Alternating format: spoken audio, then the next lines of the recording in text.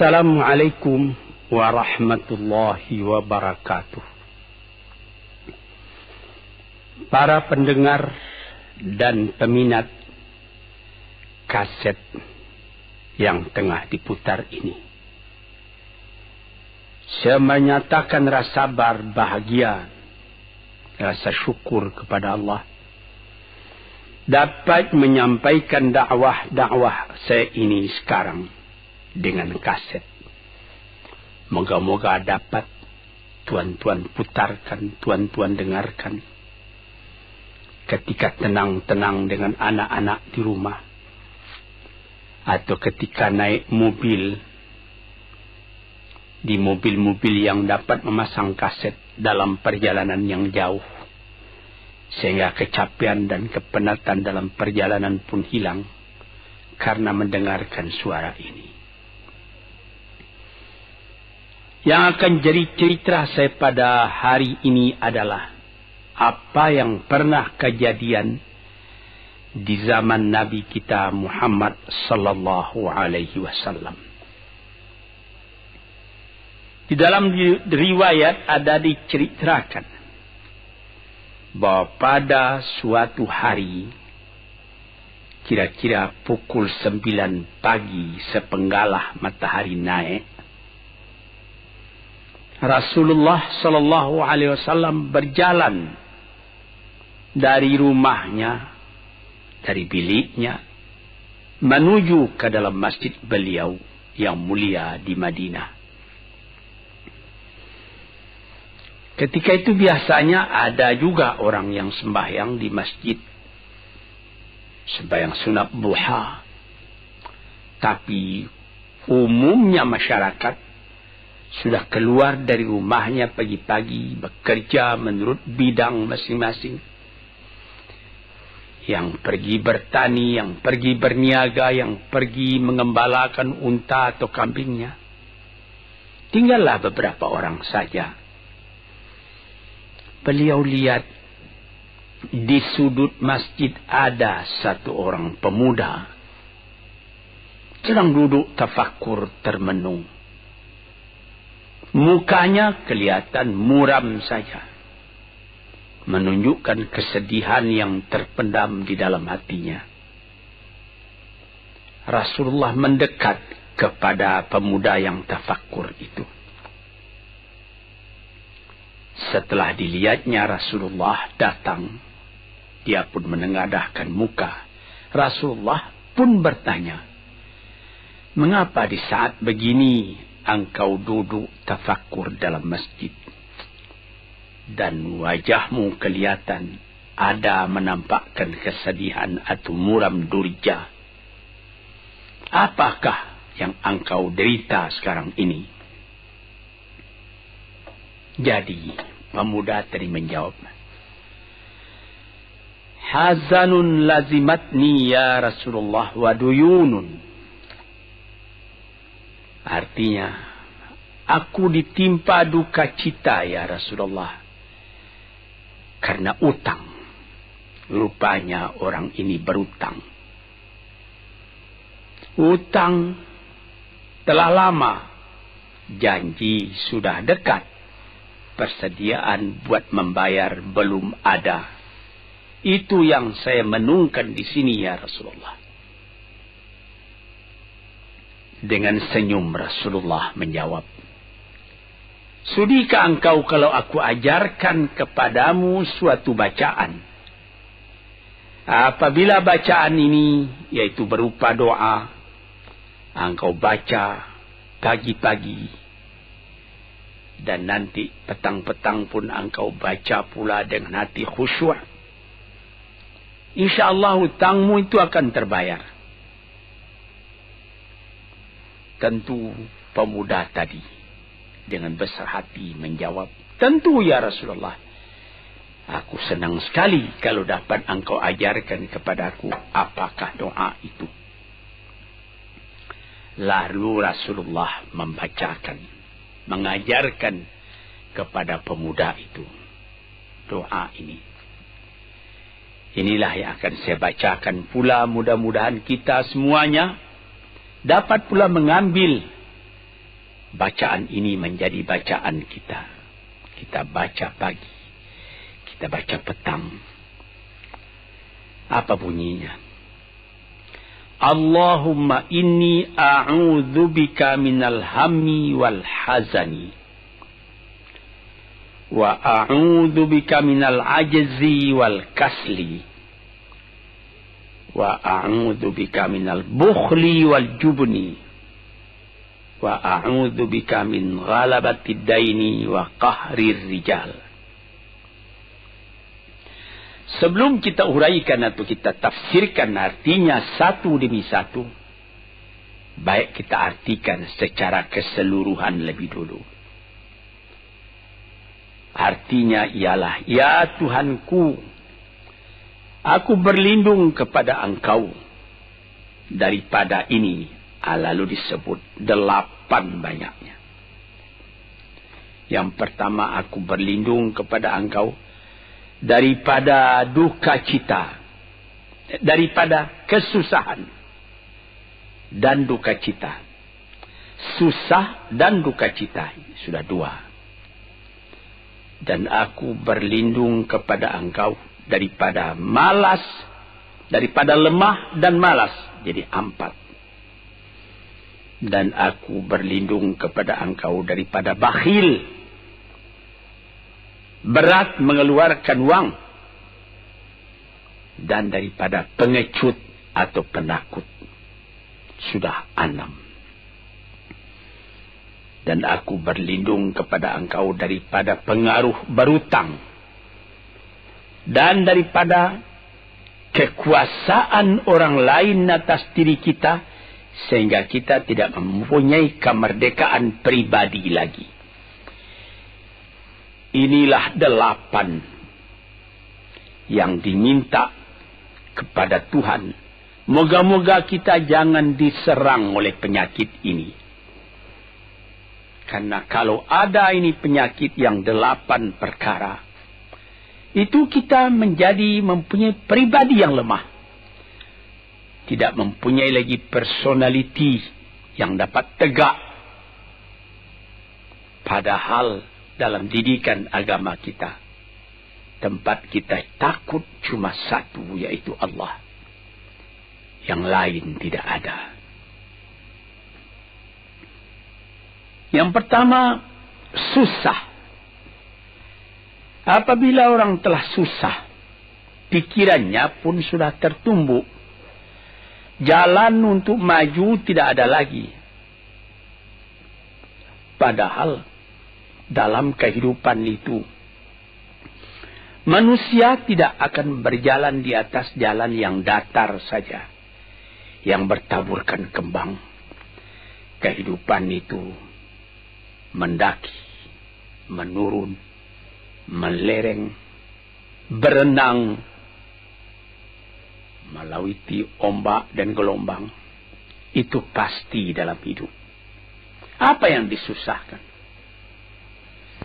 Kusut, tak ada kusut yang tidak selesai. Keruh, tak ada keruh yang tidak jernih. Apabila fikiran kita telah susah lebih dulu, maka gelaplah jalan yang kita tumpuh ke muka dalam kehidupan tadi. Yang kedua, kita disuruh berlindung kepada Allah daripada duka cita. Yang menyebabkan orang duka cita itu memang banyak. Misalnya, kehilangan barang yang disukai, kematian orang yang disenangi, bahaya yang datang dengan tiba-tiba. Orang yang ditunggu sudah lama tidak datang. Barang yang dicari tak bertemu. Dan lain-lain sebagainya. Lalu tumbuh hazan, duka cita. Kalau kesusahan menjadikan soal yang kita hadapi jadi kusut, kedukaan menyebabkan jalan yang kita tempuh jadi gelap. Ini 2 dua hal yang bisa menghambat, menjadi rintangan bagi manusia di dalam kehidupannya. Lalu yang ketiga, aku berlindung kepada Engkau ya Allah minal ajaz. Lemah. Lemah apa? Lemah fikiran. Tidak ada energi lagi. Tidak ada inisiatif lagi. Menyerah saja. Lemah. Belum dihadapi suatu soal, hati lebih dulu sudah lemah. Merasa itu soal terlalu besar. Padahal kalau dihadapi, tidak ada kusut yang tidak terselesaikan. Tidak ada keruh yang tidak terjernihkan. Yang lebih berbahaya lagi. Yang keempat, apa? Malas. Kalau sudah malas, apa yang akan dikerjakan lagi? Kita duduk saja termenung-menung dalam kemalasan. Lalu angan-angan banyak, cita-cita mati. Angan-angan hendak terbang, padahal sayap tidak ada. Angan-angan hendak mempunyai ini, hendak mempunyai itu, hendak mempunyai Mercedes-Benz, hendak mempunyai rumah besar. Tapi ikhtiar tidak ada. Sebab itu ada pepatah dari orang tua-tua kita di zaman dulu. Dikatakannya, mati, ini di zaman penjajahan dulu ini. Mati Belanda karena pangkat katanya. Mati Cina karena kaya katanya. Mati Keling karena makanan katanya. Mati Melayu atau Indonesia karena angan-angan. Ini dia. Angan-angan karena malas saja, berangan-angan. Tapi malas. Jadi tidak jadi. Dan itu membentuk juga kepada diri kita.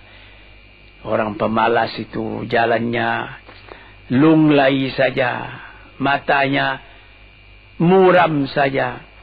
Tak jauh dia memandang. Ini penyakit. Itu 4 penyakit.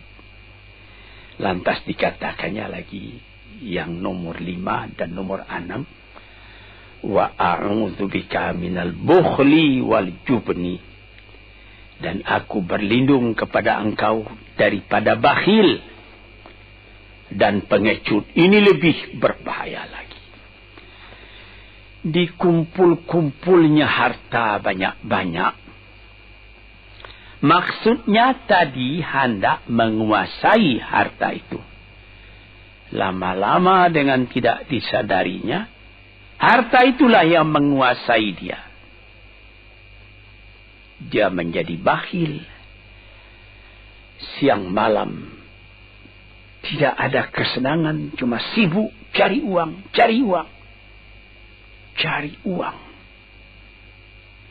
Kemudian simpan banyak-banyak. Gunanya ya cuma mengumpul itu saja.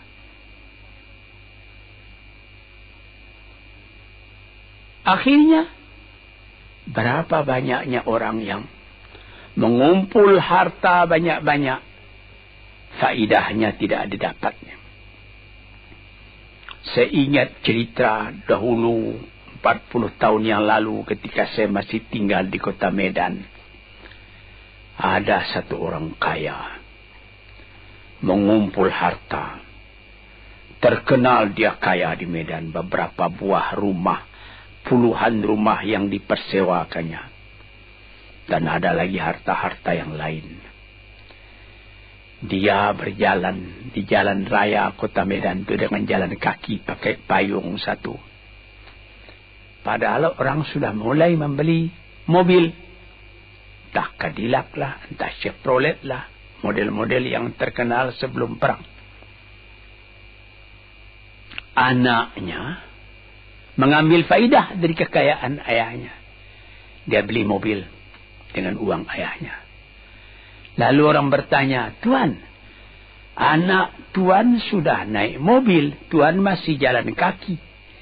Apa jawab si bakhil tadi? Saya anak orang miskin. Anak saya anak orang kaya, katanya. Nah, inilah orang yang bukan lagi mencari harta buat menguasai harta itu, tetapi dia mencari harta buat dikuasai oleh harta itu. Yang nomor 6 lebih jahat lagi. Apa? Jubun, pengecut. Pengecut ini menjadikan separuh dari kehidupan manusia menjadi gagal. Ada pepatah orang.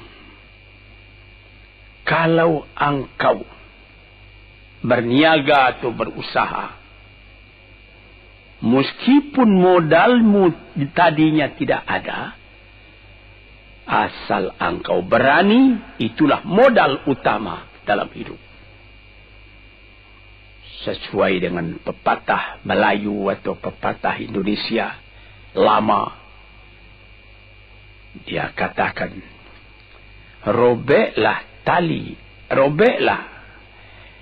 putuslah tali layang-layang, robek kertas tentang bingkai.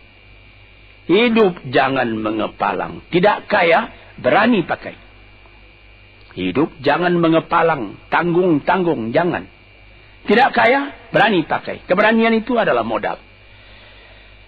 Sebab itu, kalau orang rugi berniaga, itu belum rugi. Yang penting berani. Karena adat perniagaan itu tidak saja beruntung, rugi juga kadang-kadang.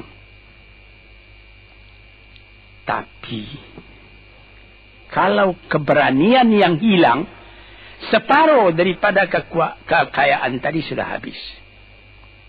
Walaupun masih banyak ada, tapi keberanian tidak ada, separuh sudah habis.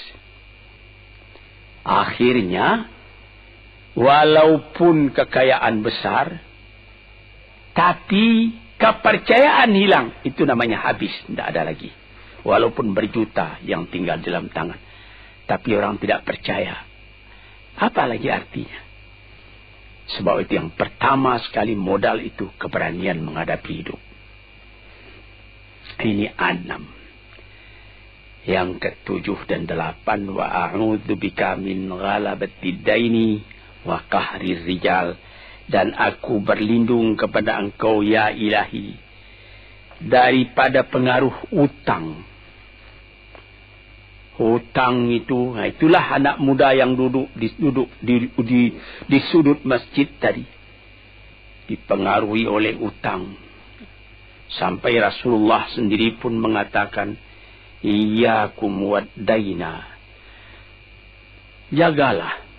Supaya kalau sedapat-dapatnya jangan sampai berutang. Bisa juga berutang kalau keberanian tidak ada. Dan berani itu membuka jalan buat mencari bayarnya. Tetapi kalau pengecut, berutang lagi, itu payah buat membayar. Sebab itu Nabi mengatakan, Iyyakum wad-daina. Saya dapat-dapatnya, elakkanlah supaya jangan berutang. Fa'innahu hammun bil-laili wa madhallatun fin-nahari. Hutang itu susah pada malam hari, mata tidak mau tidur.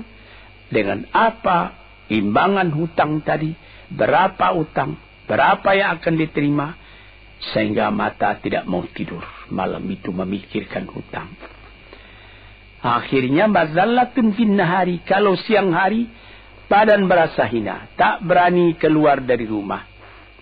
Kota Jakarta yang begitu besar, bersilang siur, jalan-jalan raya, jalan Tamrin, Diponegoro, Imam Bonjol, Cut Mutia, dan lain-lain nama jalan. Ada orang yang jalan itu bertambah lama, bertambah kecil jumlahnya. Kalau orang lain mempunyai 100 macam jalan, dia paling tinggi cuma 2 saja jalan yang dapat jalani. Jalan dari rumahnya ke tempat yang tertentu. Ke lain dia tidak berani. Kenapa? Karena ada tempat dia berutang. Jadi dikatakan dalam hadis itu, orang berutang malam tak mau tidur, siang malu sama orang. Takut akan ditanyai, takut akan dicari. Ataupun dia berbenam di rumah. Datang orang menunggu piutang. Dia bilangkan kepada pembantunya atau kepada anaknya. Katakan bapak tidak di rumah. Anak yang tolol atau pembantu yang tolol menjawab, mana bapak? Dia suruh bilangkan bahwa bapak tidak ada di rumah. Kata anak tadi. Bertambah susah. Lantas yang nomor 8. Wa qahrir rijal. Kita tidak mempunyai lagi kemerdekaan diri buat menyatakan perasaan kita karena kita segan kepada orang. Kita terlalu banyak berutang budi kepadanya. Kita terlalu banyak mendapat hadiah daripadanya. Kita terlalu banyak dan lain-lain. Sehingga mulut kita jadi tertutup, tak dapat bercakap lagi. Ditekan oleh hutang budi kepada orang tadi. Kemerdekaan diri tidak ada lagi. Inilah 8